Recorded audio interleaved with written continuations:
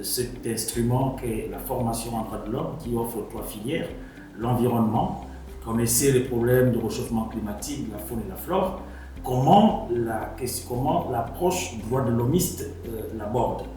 Nous avons également le volet concernant la juridiction pour l'enfant, c'est-à-dire quels sont l'arsenal juridique qui protège l'enfance, surtout celui qui est en conflit avec la loi. Et enfin, nous avons le droit international, donc les droits de l'homme. On va connaître les différents instruments auxquels le Gabon fait partie au moment où nous traversons une période de transition et nous attendons une nouvelle constitution. Il est important que nous ayons des connaissances sur les dispositions de loi internationales qui sont des lois supranationales auxquelles les lois gabonaises nationales doivent s'en inspirer. Donc le droit à la vie, le droit à une nationalité, le droit à l'éducation et à la santé, ce sont des droits fondamentaux.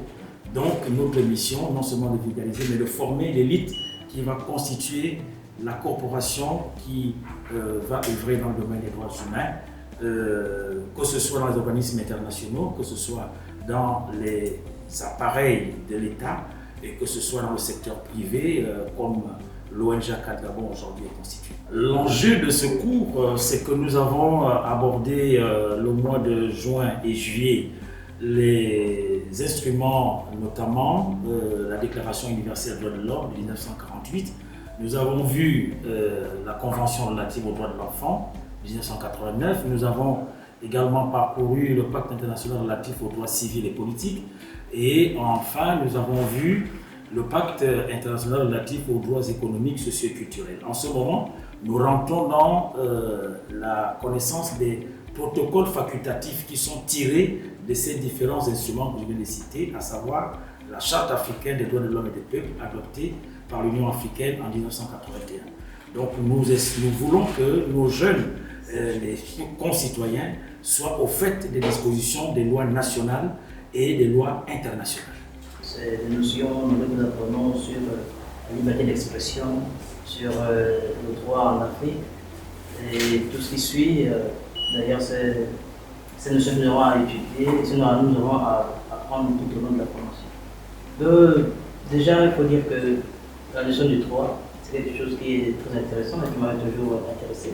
Malheureusement, tout au long de mon cursus scolaire, je n'ai pas eu la possibilité de pouvoir faire le droit.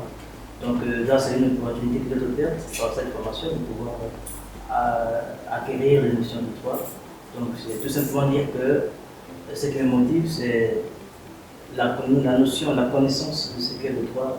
Parce que nous savons que notre pays connaît une tournure dans le changement de mentalité, le changement en ce qui concerne la vie sociale, politique et on va dire socio-économique. Donc il est important de pouvoir s'armer de ce qu'est le droit afin de ne pas être marginalisé, afin de ne pas subir les implications bêtes. Parce que souvent, à cause de la notion de droit que nous n'avons pas, nous tombons dans des implications qui nous payent souvent.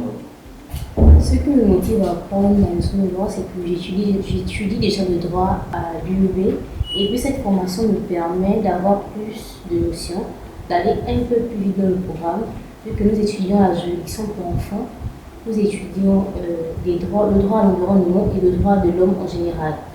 Nous étudions la Charte africaine des droits de l'homme, le pacte de l'enfant, nous étudions.